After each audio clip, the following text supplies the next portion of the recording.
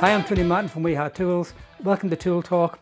What I'd like to do now is show you some of the new tools which you may not have seen, which have been launched towards the end of last year, beginning of this year, and recently.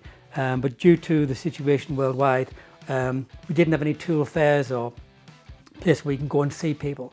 So I'd just like to show you a few products. Some that you may have, like I say, you may have seen, but I just want to cover them, but you're in the case. Wiha's VDE Hacksaw.